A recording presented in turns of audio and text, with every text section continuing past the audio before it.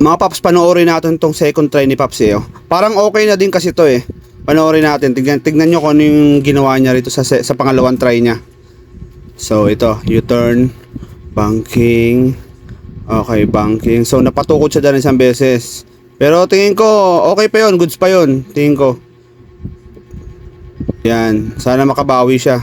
Dito naman sa figure of 8 na maliit mga paps. Tingnan natin kung okay siya dito ano. So ayan.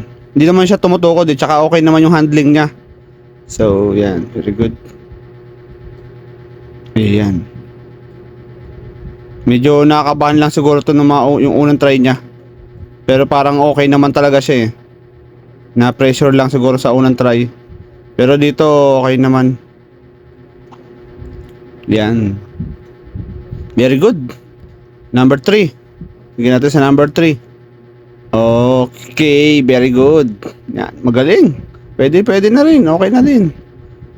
Talagang na-pressure lang siguro sa unang try niya.